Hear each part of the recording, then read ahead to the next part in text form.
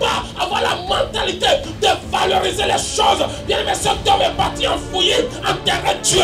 Et combien de personnes aujourd'hui ont enterré Dieu dans leur vie? Et il est parti enterrer Dieu. Et combien de nous ont enterré Dieu dans leur vie? Celui que tu as reçu, c'est Dieu. Réveille-toi. Mon frère, j'aimerais dire. Le verset premier nous dit quoi? Lève-toi, sois éclairé, car ta lumière arrive. Touche quelqu'un, dis-lui que ta lumière arrive. Dis-lui correctement que ta lumière arrive. Alléluia. Bien-aimé, en ce début du mois où presque l'année va terminer, j'aimerais dire à quelqu'un que ta lumière arrive. Ça ne sert à rien de se lamenter. Le meilleur t'attend. Alléluia. Dieu s'est déjà chargé, s'est déjà occupé de toi. Ce qu'il a en vue pour toi arrive. Bien-aimé, j'aimerais dire à quelqu'un que le meilleur, la vie t'attend. Alors tu dois sortir de la mort. La mort n'est pas réservée pour toi. Bien-aimé, j'aimerais dire à quelqu'un que si j'étais à ta place, j'allais dire que ma lumière arrive. Est-ce que quelqu'un peut se lever pour dire ma lumière arrive? Est-ce qu'il y a une faiblesse dans la vie de quelqu'un? Est-ce que tu peux te réveiller pour les 2 mois qui restent pour dire non à cette faiblesse? Quand le Seigneur te dit réveille-toi, ce qui veut dire qu'il y a une faiblesse qui est en train de te faire comment? Dormir. Amen. Il y a une maladie qui est là, tu dois te réveiller pour la combattre. Un jour, Sarah s'est réveillée pour dire cette stérilité, je n'y crois point. Je n'y crois point. Bien aimé, elle s'est endormie pendant combien d'années? Mais un jour, quelqu'un dit un jour. Quelqu'un dit un jour. Sarah s'est réveillée. Amen. Elle s'est réveillée. Elle a chassé la faiblesse qui est Agar. Elle a pris les choses en main. Elle a commencé par Horiaba caché.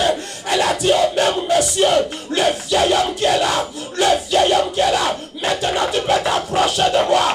Maintenant tu peux t'approcher de moi. Je me sens, je ne suis plus la même personne endormie. Je ne suis plus endormi dans la foi. Mais maintenant je suis réveillé dans la foi. Viens Abraham, viens Abraham. Abraham vient approcher de Sarah et elle tombe enceinte. Elle tomba enceinte. Alléluia. Elle tomba enceinte. L'heure est arrivée pour que je ne vivrai plus la même situation. Le Seigneur te dit, lève-toi. Frère, si tu ne te lèves pas, alléluia, tu ne seras pas éclairé. Quand le Seigneur te dit, réveille-toi. Et Christ t'éclairera. C'est-à-dire, Christ va t'éclairer lorsque toi, tu seras comment? Réveillé. Si tu ne t'évacues pas la prière pour chercher la face de l'Éternel, en aucun moment tu ne seras illuminé de la gloire de Dieu. Ceux-là qui sont illuminés de la gloire de Dieu sortent de la présence de Dieu. Bien-aimé, le temps est arrivé. Le temps est arrivé. Je ne laisserai pas ma tête se reposer, ni ma bouche se reposer. Je prierai l'Éternel jusqu'à ce que le Seigneur te dit, lève-toi. Tant que tu ne te lèves pas, il ne va jamais t'éclairer. Les autres sont éclairés, mais pas toi. Pourquoi? Parce que les autres ont compris une chose, qu'il y a une mission. Alléluia, qui les attend. Je dois me réveiller, je dois me lever à cause de la mission. Toi qui n'as aucune mission, je comprends pourquoi tu ne te réveilles pas. Parce qu'il n'y a aucune mission qui t'attend. Amen. Le temps est arrivé pour que je me lève. Bien aimé, je vais me lever. Pourquoi? La parole déclare, lève-toi et sois comment? Éclairé. Quand ta lumière arrive et la gloire de l'Éternel se lève sur toi. Pour que la gloire de Dieu puisse se lever sur toi, toi aussi tu dois se lever d'abord. Amen. On se lève quand on sait que Dieu a fait une promesse. Est-ce que Dieu t'a fait une promesse? Alors tu dois te lever pour suivre la voie de la promesse. Lorsque tu te lèves pour suivre la voie de la promesse, le mandat de la promesse, l'approbation de la promesse n'a pas le choix. Tous les mandats de la promesse se lèveront et te suivront aussi. Mais si tu ne te lèves pas pour suivre, si tu ne te réveilles pas à cause d'une promesse, est-ce que tu as fait une promesse à quelqu'un ici. Dieu t'a fait une promesse de la réussite. Mais réveille-toi. Alléluia. Prends le chemin de la promesse de la réussite. Mais aussi longtemps que tu ne prends pas le chemin de la promesse de la réussite, le mandat de la promesse ne peut pas t'accompagner. La promesse a un mandat. C'est exécuté dans la vie de quelqu'un. Mais celui qui sera sur son chemin. Alléluia. Si tu n'es pas sur le chemin de la promesse, elle ne va jamais, jamais, jamais se réveiller. Jamais t'accompagner. Alléluia. Bien-aimé, le temps est arrivé de voici, les ténèbres couvrent la terre. Bien-aimé, les gens vivent encore sous les ténèbres. Veux-tu demeurer dans les ténèbres comme les autres? Alléluia. Il y a des gens qui sont encore sous les ténèbres. Amen. Et l'obscurité, le peuple, mais sur toi. Quelqu'un dit mais sur moi. Quelqu'un dit mais sur moi. S'élève la gloire de l'Éternel. La gloire de l'Éternel. Bien-aimés, les gens vivent dans l'obscurité. Ils ont des problèmes. Alléluia. Ils font ci ou ça ne marche pas. Et ils sont abandonnés parce que c'est un peuple sans promesse. Mais toi, tu es un peuple avec quoi? Promesse. Souviens-toi de ta promesse. Dis-toi que ce matin, je dois me réveiller à cause d'une promesse. Bien-aimé, le matin, tu sais que ton travail est à 7 heures. Cela dépend de ta distance. À 4 heures, d'autres se sont déjà réveillés. À 5 heures, d'autres se sont déjà réveillés. Pourquoi? Parce qu'il y a une promesse de travail pour eux. Amen. S'il n'y a pas une promesse, un travail qui nous attend, on ne va jamais se réveiller. Hein? Amen. Et Dieu te dit qu'il y a une gloire qui t'arrive. Et quand tu entends le son de la gloire, tu es obligé de se mettre comment? Debout. Quand tu vois ce qui nous attend pour les années à venir, alléluia, la grande maison qui nous attend, alléluia, je n'ai pas le choix de me mettre comment? Éveillé. Alléluia. Si tout, c'est moi, nous ne lèvons pas, bien aimé, cette gloire, nous n'allons jamais les vivre. Dieu va nous l'annoncer, mais on est là en train de dormir toujours. Amen. Sans promesse, on ne peut pas se lever. Alléluia. Tu dois comprendre qu'il y a une promesse dans ta vie.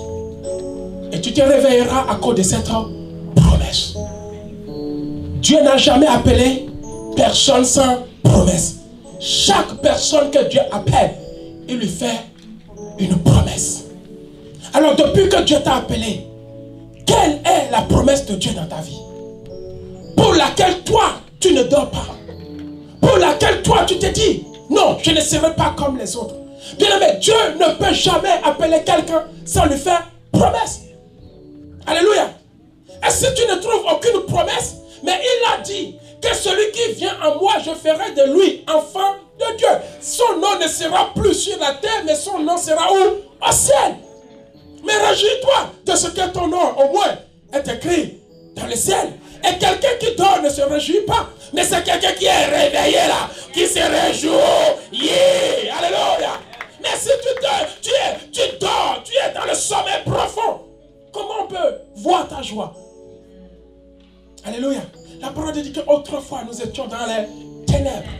Mais maintenant, l'obscurité envahissait le peuple, le monde entier.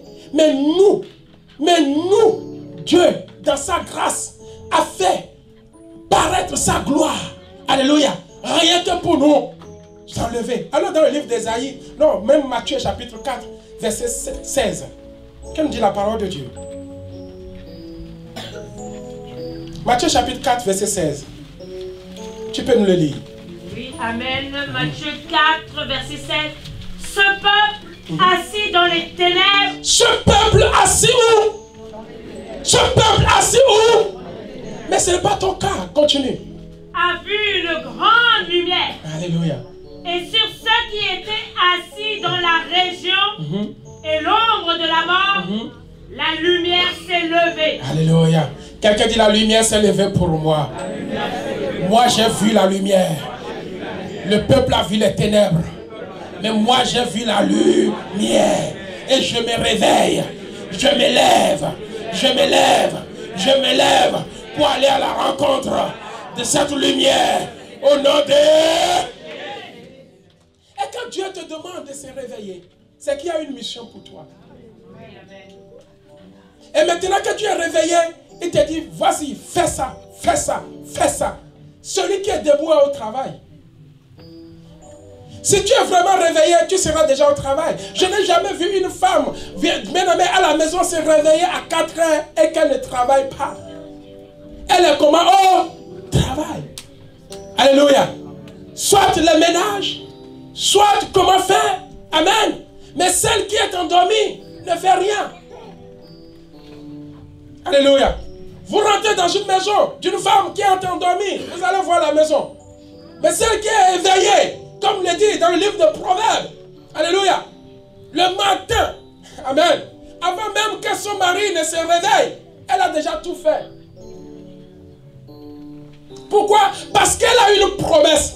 Et cette promesse se trouve dans la vie de son mari. Elle dit, si je me réveille à cause de mon mari, j'irai loin. Mais si je méprise mon mari, je ne le considère pas, je vais m'endormir. Alléluia.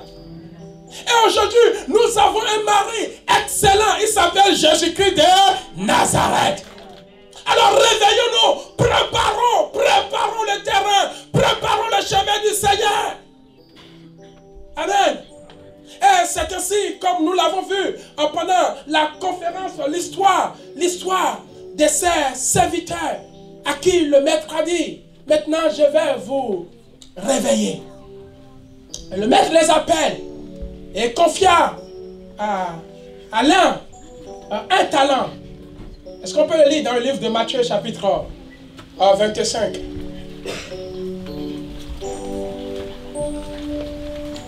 Je vais prophétiser à quelqu'un nouveau. Alléluia. Que tu as mis pied à un endroit qui ne te sera jamais ôté si tu ne réussis pas. Non, tu n'as pas saisi. Alléluia.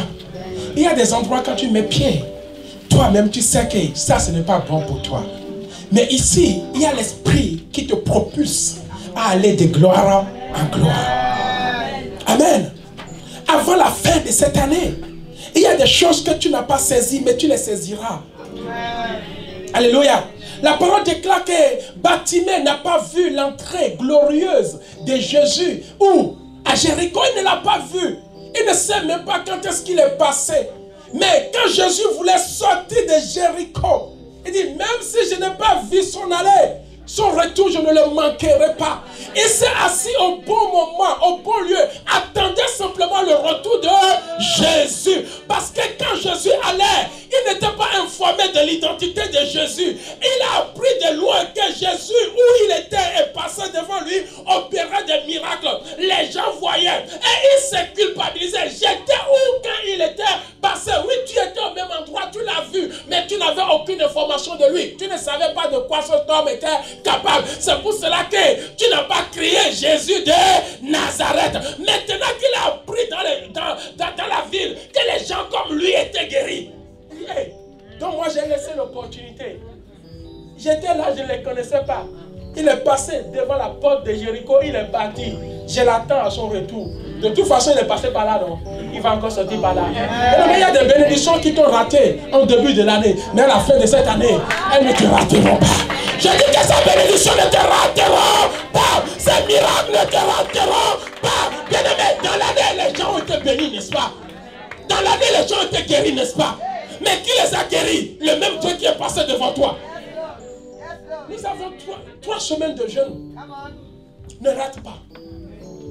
3 semaines de jeûne où nous voulons voir les appels reprendre, restaurer. Nous voulons voir les destinées reprendre. Là où l'ennemi a dit stop à ta destinée, elle va commencer là. Méphibosheth, son serviteur, le serviteur de son père, a dit stop à sa destinée. Et un jour, quelqu'un comme moi que Dieu a appelé, a fait appel à Méphibosheth. Avant la fin de cette année, je ferai appel à toi. Non, je te ferai asseoir à la table où les ennemis ont dit que tu ne seras jamais assis. faut le mandat de quelqu'un pour t'amener à ce niveau. Il faut le mandat de quelqu'un. Dieu lui-même ne peut pas. Mais il a choisi son roi. Je te dis, je déclarerai une parole sur ta vie. Elle va s'exécuter.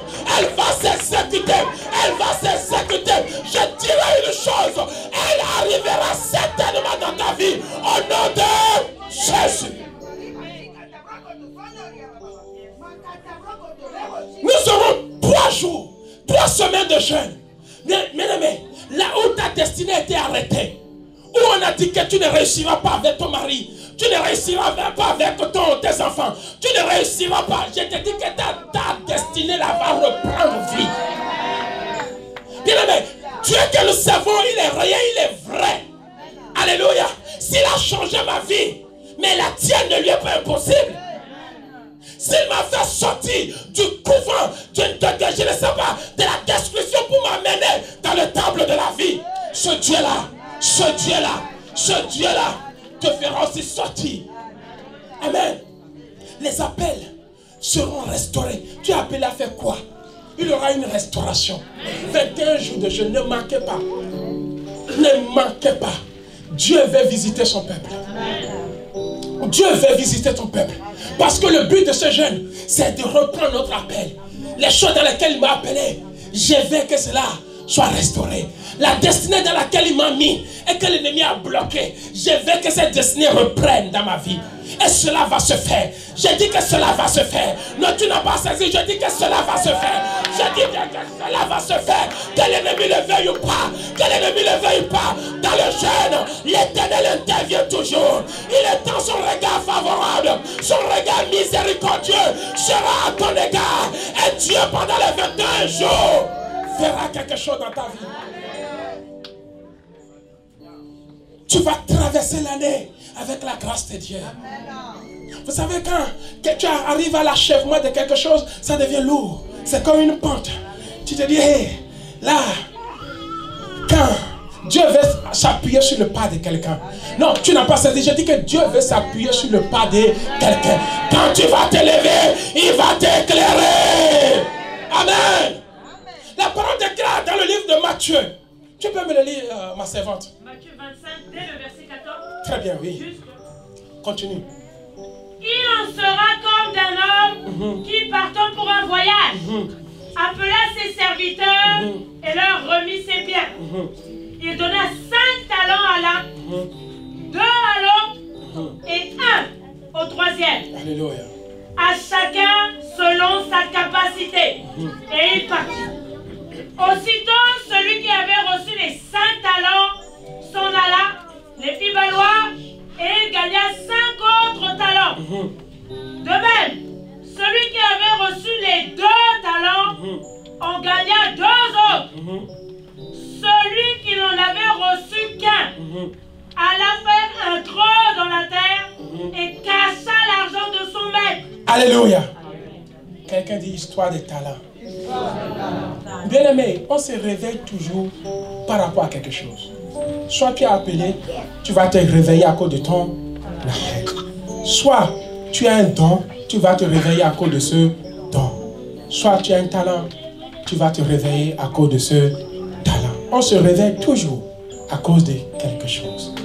Alléluia. Et ces serviteurs dont il est question, ils étaient 3. Ils connaissaient très bien le maître.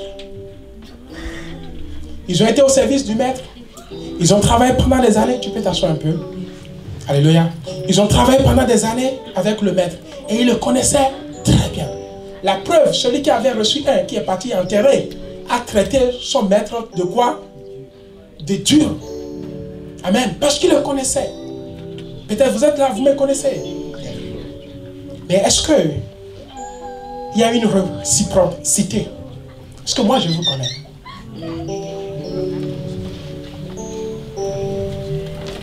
Amen. Alors comment moi je vais faire pour vous connaître? Alors pour vous connaître, je vais donner à chacun de vous une mission.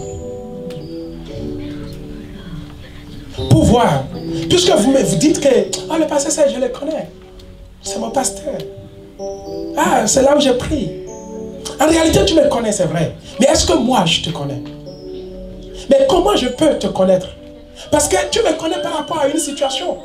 Peut-être quand tu étais arrivé, tu étais dans une situation vraiment bizarre, de dépravation, de péché, envoûtement. Et puis le pasteur a prié pour toi. Et à cause de ça, tu me connais. Amen. Tu étais dans une situation où les choses étaient comment bloquées dans ta vie. Et le pasteur a fait un geste pour toi. Et à cause de ça, tu me connais. Mais est-ce que le pasteur, lui, maintenant, te connaît? Alors, les serviteurs, soi-disant qu'ils connaissaient le maître, qui sait qui il est le maître, ses exigences. Maintenant, le maître va dire, maintenant je vais vous réveiller. Quelqu'un dit, le maître va les réveiller. Bien aimé, le Dieu que nous servons, il ne fait exception de personne. Il ne fait exception de personne. Il est comment? Dieu. Il fait comme bon lui semble. Bien aimé, personne n'est soumis. Il fait les choses selon sa propre volonté. Il ne consulte le conseil de personne. Alléluia. Il nous aime tel que nous sommes. Amen. Amen. Bien aimé, pour pouvoir réveiller ces serviteurs qui disaient qu'ils connaissaient bien le maître. La Bible me dit que le maître appela les 3 serviteurs. Amen. Le premier qui appela, il lui donna 1 talent. Amen. Il appela le deuxième. Il lui donna combien de talents? 2 talents. Donc, déjà le premier s'est regardé et dit, moi j'ai reçu combien? 1. Le deuxième a reçu combien? 2. Donc ils attendaient que le troisième aussi reçoive 3. Mais bizarrement, Dieu va donner 5 au troisième. Mais si toi tu étais ce serviteur, qu'est-ce que tu allais commencer par dire? Amen.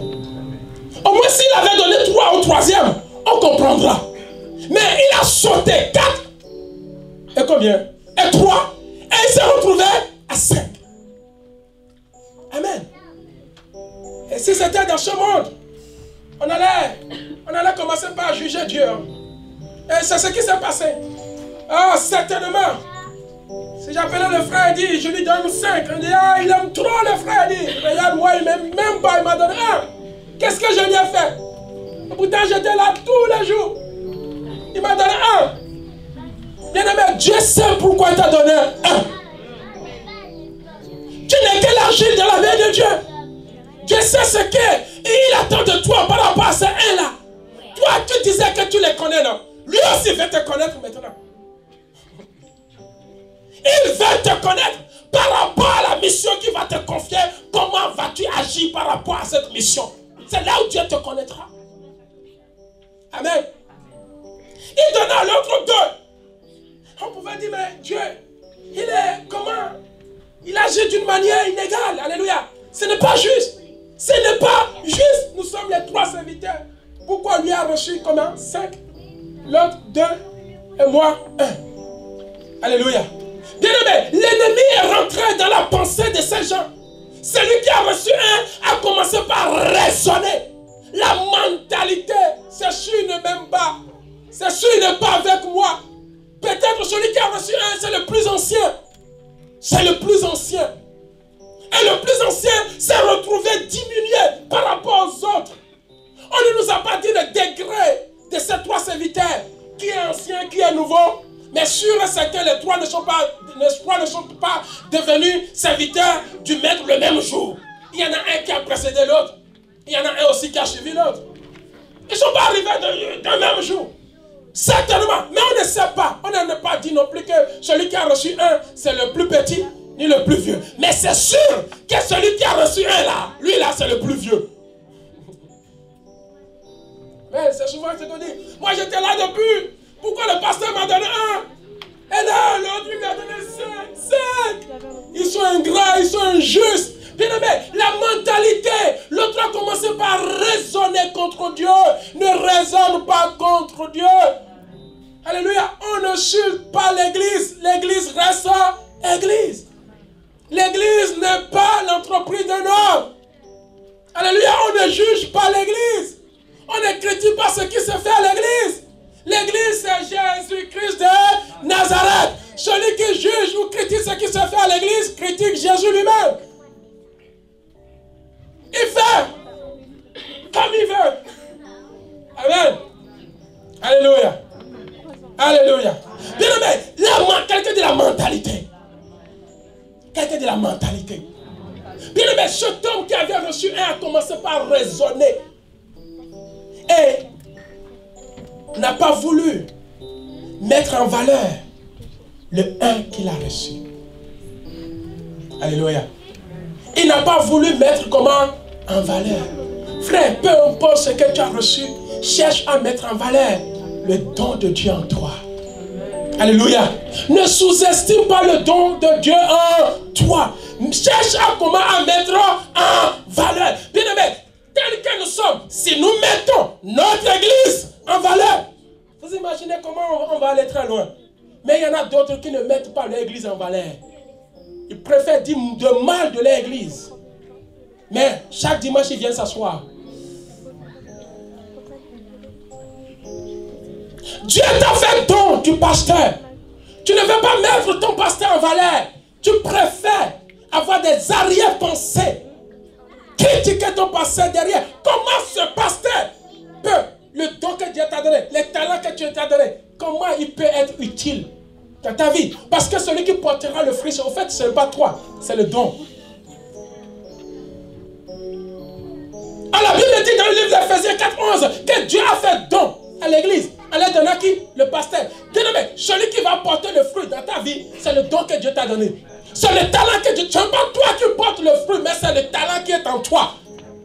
Alors, si la mentalité ne va pas, si tu ne valorises pas, bien aimé, le don que Dieu t'a donné, la grâce que Dieu t'a donné, le talent que Dieu t'a donné, tu n'iras pas loin avec. Amen. Valorise le peu que tu as. Donne de la valeur au peu que tu as reçu. Quand tu commences à dénigrer le peu que tu as, il ne produira rien. Je dis le peu ne produira rien. Alléluia. Bien aimé, Dieu m'a donné une femme. Si je ne lui donne pas la valeur, je ne la valorise pas, est-ce qu'elle portera de fruits dans ma vie? Et quand nous avons des mentalités par rapport à notre femme ou par rapport à notre mari, c'est ce qui amène le divorce. Parce que Dieu t'a fait don d'un mari, tu ne le valorises jamais. Un jour tu vas l'enterrer. C'est comme ça que beaucoup de femmes ont enterré les femmes, séparation. Pourquoi? Et les maris, séparation. Et beaucoup de maris aussi ont enterré les femmes, comment? Séparation. Parce que la femme c'est un don, c'est un talent que Dieu t'a donné.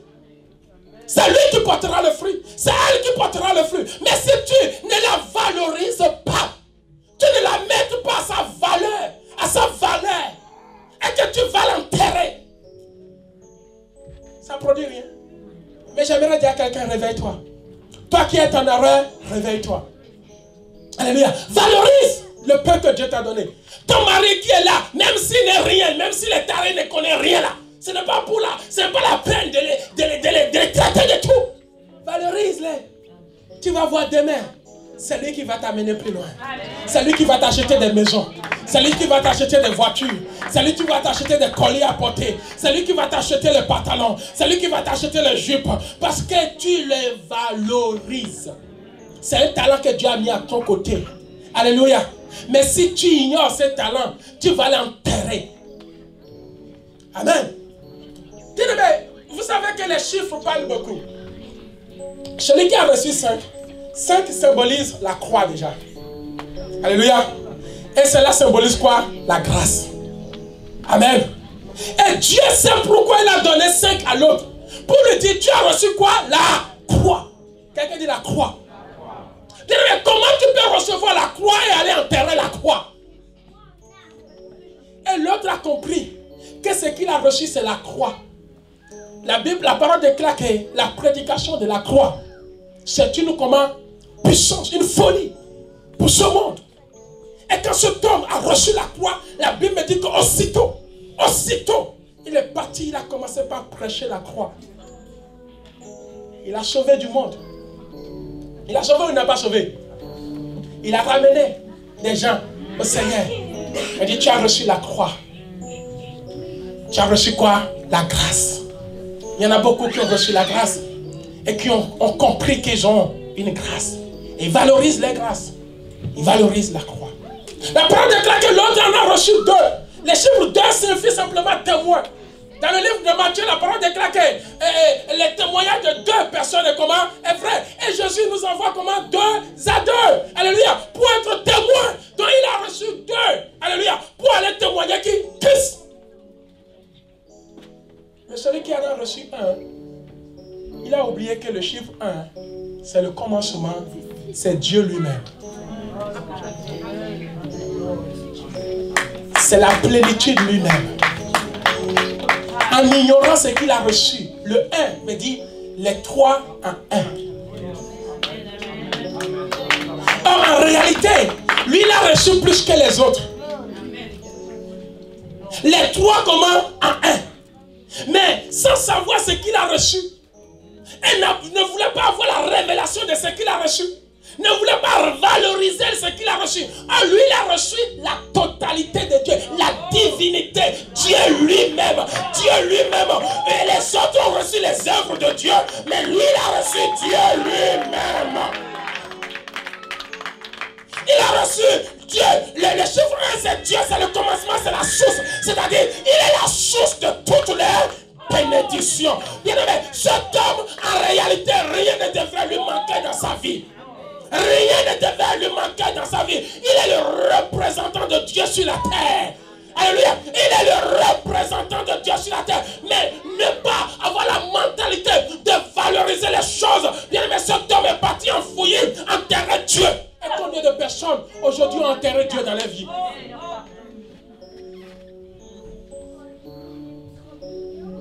Il est parti, ignorant ce qu'il a reçu, que c'était Dieu en personne. Il n'a même pas prié pour dire, ah, qui? Je suis avec qui? Il a commencé par parler. Il a commencé par raisonner. Il a commencé par, et il est parti enterrer Dieu. Et combien de nous ont enterré Dieu dans les vies? Celui que tu as reçu, c'est Dieu. Réveille-toi. Mon frère, j'aimerais dire à quelqu'un, réveille-toi. Lève-toi et sois éclairé. Celui que tu as là, c'est Dieu. Tu l'as enterré où? Montre-moi là où tu l'as enterré. Pourquoi tu ne veux rien faire pour lui? Tu ne veux même pas parler de lui. Tu es là toujours. Chaque jour, les 3 serviteurs arrivent toujours dans la maison de leur maître. La saison de la récolte n'est toujours pas arrivée. Et c'est comme ça. Nous arrivons toujours à l'église. Mais nous ne faisons rien. L'autre fait. Et toi, tu as enterré Dieu. Tu as enterré qui? Dieu. Les seuls qu'il a reçus, au lieu de valoriser Dieu en lui, la parole déclare que nous sommes une habitation de qui? De Dieu. Au lieu de valoriser ce Dieu, nous sommes partis l'enterrer. Nous ne voulons même pas que les gens sachent que nous servons un Dieu. Mais nous avons toujours la mentalité. Dieu t'a fait grâce d'avoir un frère comme lui. Tu ne peux pas imaginer la grâce qui est en lui. Mais si tu commences à avoir une pensée sur lui, que oui, c'est sûr qu'il me juge, il te juge, tu n'auras jamais la grâce de Dieu qui est en lui. Beaucoup se sont licenciés dans leur travail aujourd'hui parce qu'ils croient que le patron est raciste. C'est une mentalité. Et le monsieur n'est même pas raciste. Mais nous-mêmes on se lève, on dit que lui, là, la façon dont il me traite, c'est sûr qu'il me juge, c'est sûr qu'il doit être raciste. Et à cause de ça, tu arrêtes de travailler. Pourquoi? Le monsieur qui a reçu il a arrêté de travailler parce qu'il a mal jugé son patron, son maître. Il y en a beaucoup comme ça, il arrête de faire le service parce qu'il croit que le pasteur les juge. Il croit que l'église ne les aime pas. Combien de nous ont quitté leur travail en croyant que le patron te déteste? Combien de nous sont passés à côté de leur mari en pensant que la pensée de leur mari les dévalorise? Non, toi tu es dans ma vie tout le temps pour me juger, pour me critiquer, pour rien. Mais le monsieur n'en a pour rien. C'est toi-même qui fais tes idées là dans ton coin. C'est toi-même qui fais tes idées. Alléluia. Le patron il est là. Même si tu quittes son entreprise, c'est pour cela que son entreprise sera fermée. Non, il n'en est même pour rien. Bien aimé, la mentalité nous tue. La mentalité nous sépare des biens de Dieu. La mentalité fait que nous enterrons Dieu parfois. La mentalité fait que nous sommes licenciés au travail gratuitement. La mentalité fait que nous perdons des relations. Tu es avec la personne, c'est pas parce que je ne te parle pas qu'il y a un problème. Mais toi-même, tu te fais des idées. C'est sûr. Oui, là, son comportement a changé vers moi. Hein? Mentalité. Mais depuis quand tu vas recevoir quelque chose de moi, tout ce qui devrait se produire en moi est déjà enterré. Et c'est comme ça que nous allons d'église en église. Alléluia. En disant qu'ici, on n'est pas aimé. Mais comment toi tu sais que tu n'es pas aimé? Comment toi tu sais qu'on te juge? Comment toi tu sais qu'on t'interdit ça? Comment toi tu le sais? Pas le Saint-Esprit. Oh, le Saint-Esprit, il est fort. Parce qu'ils étaient trois. Deux n'ont pas le même comportement. Il n'y a que toi qui as le même comportement. Pose-toi la question. Est-ce que tous sont licenciés dans le travail? Nous, on a fait des patrons aujourd'hui, les racistes. Ils ne sont pas racistes, c'est nous-mêmes. Alléluia. Qui ont fait des racistes. Alléluia. Je ne suis pas ce que vous dites, c'est vous qui faites de moi ce que vous dites que je suis. En réalité, je ne le suis pas. Il suffit que tu viennes me voir, je vais te dire, ah bon, oh, c'est pour ça.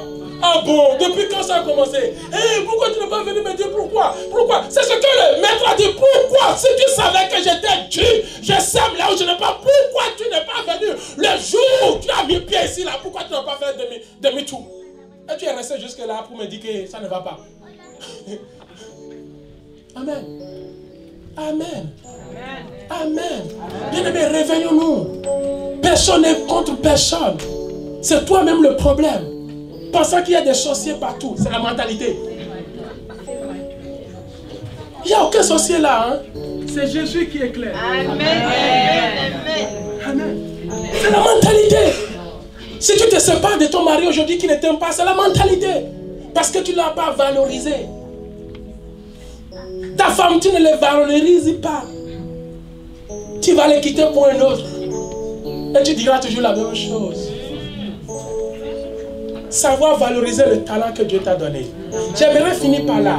Dans le livre de Ephésiens chapitre 4, le verset 11. Que nous dit la Bible? La Bible nous dit que même dans le livre de 1 Corinthiens 12, à partir du verset 4. Oui, tu peux lire. 4, 11. Et il a donné les uns comme apôtres. Oh, oui, très bien. Et suivez-moi un peu. La parole déclare que Dieu a donné les uns comme qui? Apôtres. C'est un talent, non? C'est un don que Dieu a donné aux uns. Alléluia. Mais vous allez remarquer que si nous sommes là, il y a plusieurs apôtres qui peuvent venir. Mais chaque apôtre qui a reçu un don valorise son apostolat. Et vous allez voir qu'ils sont différents. Il y en a quelqu'un quand il se dit apôtre, on le regarde, on se dit, est-ce que toi vraiment tu es un apôtre? Pourquoi? Parce qu'il y en a d'autres qui ont tellement valorisé les talents qui sont plus avancés dans le ministère d'apostolat d'une manière qu'on ne les reconnaît pas leurs œuvres. Ils n'ont pas négligé les ministères apostoliques. Alléluia. Ils l'ont valorisé. Mais il y en a d'autres, quand on les appelle apôtres, nous-mêmes on se dit, oh, toi là, tu es vraiment un apôtre. Pourquoi? Il faut savoir valoriser le même don. Vous allez voir, tous ne sont tous. Il y a des gens qui disent qu'ils sont pasteurs. Quand on les présente, ils disent, toi tu es sûr que tu es pasteur. Mais il y en a d'autres, puisqu'ils ont reçu le titre de pasteur, ils sont partis valoriser le titre de tel enseignant que quand il exerce le ministère pastoral, tu sais que lui c'est un pasteur, parce qu'il n'a pas négligé son don. Il a mis ça en valeur. Et cela produit des fruits. Et quand il vient en tant que pasteur, tout le monde le respecte. Là c'est un pasteur. Parce qu'il s'est mis en valeur. Mais il y en a d'autres, on se pose la question, est-ce qu'ils sont pasteurs? Ils ne savent pas mettre en valeur les talents qu'ils ont, les dons qu'ils ont. Il y en a d'autres, ils se disent évangélistes. On se pose la question, évangéliste. Mais il y a des évangélistes. Il y a des évangélistes internationaux. Quand il arrive, toi-même tu sais que c'est un évangéliste. Mais savoir mettre ton don.